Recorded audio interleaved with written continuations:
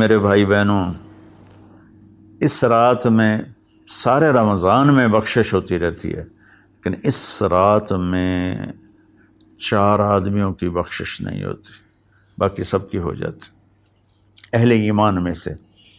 تو 4 آدمیوں کی بخشش نہ ہونے کا مطلب یہ ہے کہ اگر یہ توبہ نہیں کرتے تو ان کے لیے معافی کوئی نہیں، اگر یہ توبہ کر لیں تو ایک دم معافی، ان کو بھی اللہ کی رحمت ان کو اپنے چھاؤں میں لے لے گی۔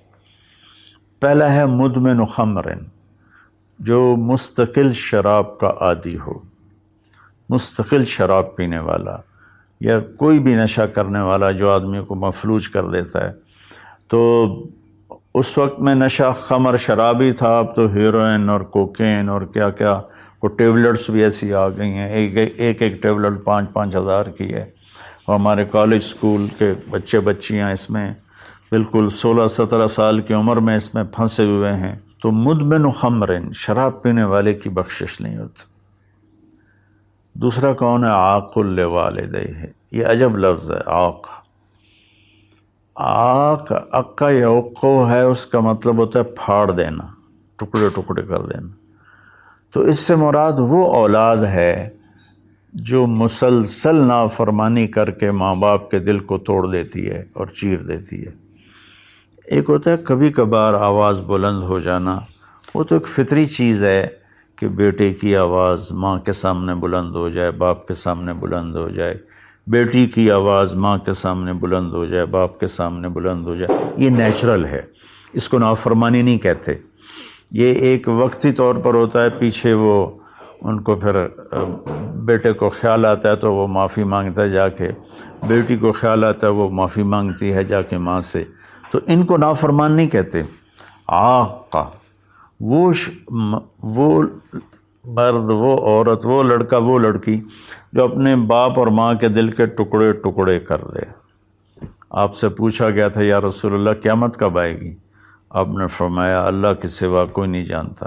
آپ نے فرمایا تو کوئی نشانی؟ تو وہ پوچھنے والے نے عرض کیا یا رسول اللہ کوئی نشانی بتا دیں، تو آپ نے فرمایا جب تم یہ دیکھو کہ بیٹیاں ماؤں سے نوکروں جیسا سلوک کریں، یا خاص طور پر بیٹی کا لفظ استعمال کیا، بیٹے کا نہیں، کہ بیٹے عام طور پر ہی سرکش ہوتے ہیں، بیٹیاں عام طور پر فرمان بردار ہوتی ہیں۔ تو آپ نے فرمایا جب تم یہ دیکھو کہ بیٹیاں بھی ماؤں کی دل شکنی کرنے لگ جائیں اور عرب کے بدو لمبی لمبی عمارتیں بنانے لگ جائیں، تو سمجھنا کہ قیامت قریب ہے۔ تو میں یہ بچیوں سے خاص طور پر کہتا ہوں کہ یہاں اللہ کے نبی نے بیٹوں کا ذکر نہیں کیا، بیٹیوں کا ذکر کیا ہے، کہ جب یہاں تک نوبت پہنچ جائے کہ بیٹیاں بھی ماؤں کے ساتھ نوکروں جیسا سلوک کریں تو پھر قیامت قریب ہے۔ تو یہ بہت کامن ہو چکا ہے ہمارے گھروں میں، کیونکہ اس موبائل نے اور یہ کمپیوٹر نے، انٹرنیٹ نے ہماری ساری زندگی اس کے اندر کھپا دی ہے۔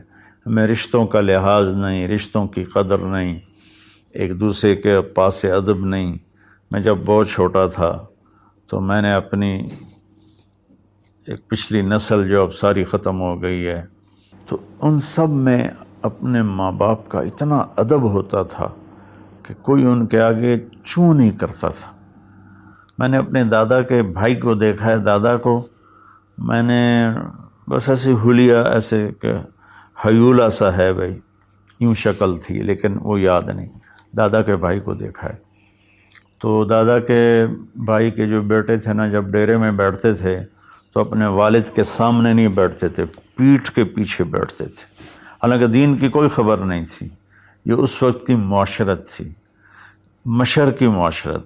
اب بھی آپ جائیں تھر میں تو ہندو عورتیں ہوں گی، جب گاڑی آئے گی تو ایک دم اپنا گھونگھٹ نیچے کر لیں گی، حالانکہ ہندو عورتیں۔ یہ تہذیب مشرق ہے۔ تو اسلام تو ویسے ہی عریانی فحاشی کی اجازت نہیں دیتا، تو ہماری تو مشرقی تہذیب بھی اس بات کی حامل ہے کہ عورت حیا کے پردے میں چھپی ہوتی. اور اللہ نے مجھے تاریخ پڑھنے کا بہت موقع دیا. دنیا میں یہ جو راجپوت قوم ہے یہ آرین ہے.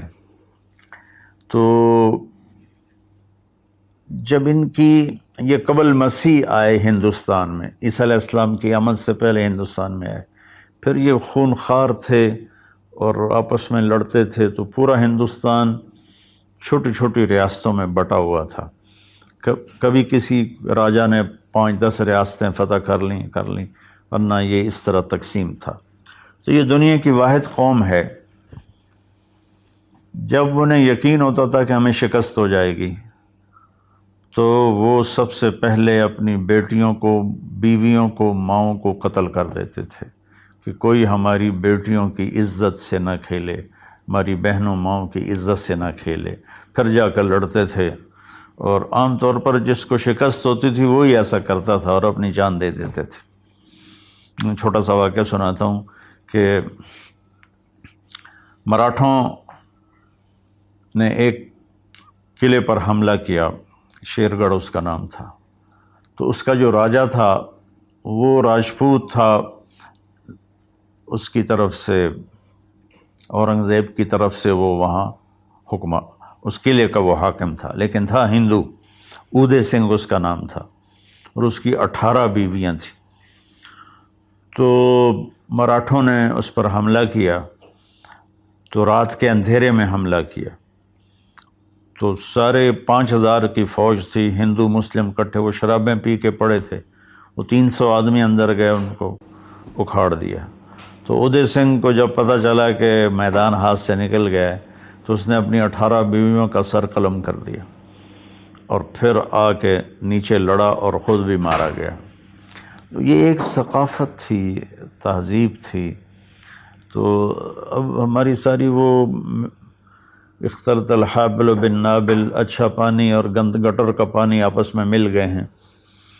تو ہماری تو آپ نے تہذیب دیکھنی ہو تو آپ یہ ادھر جا کر سندھ میں دیکھ لیں کس طرح عورتیں اپنے گھونگھٹ میں رہتی ہیں. تو میرے بیٹوں بیٹیوں، حیا بہت بڑی چیز ہے، بہت بڑی دولت ہے. چونکہ ہم قرآن نہیں پڑھے، اللہ کے نبی کو نہیں پڑھا، تو مختلف قسم کی چیزوں سے ہم متاثر ہو کر اپنا وجود بھی گم کر بیٹھے ہیں اور اپنی تہذیب بھی مار بیٹھے ہیں. تو دوسرا شخص جس کی بخشش نہیں وہ ہے جو ماں باپ کے دل کو ٹکڑے ٹکڑے کر دیتا ہے. تیسرا ہے قاطع رحم، جو رشتوں کی پرواہ نہیں کرتا، رشتوں کو توڑتا ہے، بدتمیزی کرتا ہے، گالی گلوچ کرتا ہے، اور کبھی بھائی سے لڑتا ہے، کبھی ماں سے لڑتا ہے، کبھی باپ سے، کبھی چچا سے، کبھی تایا سے. ماں اور باپ سے جتنے رشتے بنتے ہیں نا وہ ذوی الارحام کہلاتے ہیں. تو جو اپنے رشتوں کی قدر نہیں کرتا اور ان کو ذلیل کرتا ہے تو اس کی بھی بخشش نہیں ہوتی. چوتھا ہے الشاحن.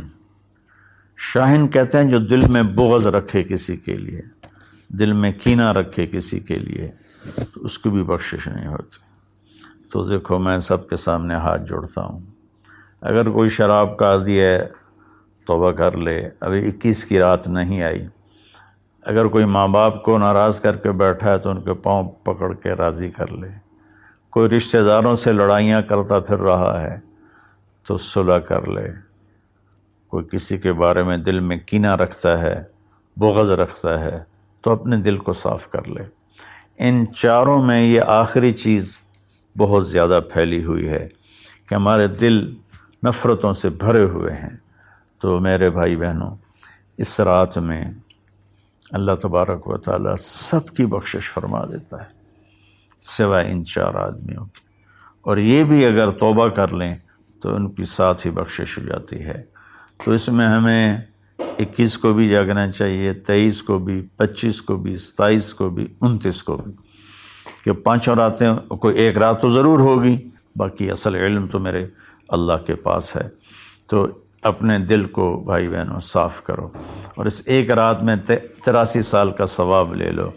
اللہ تعالیٰ مجھے آپ کو عمل کی توفیق بخشے۔ السلام علیکم۔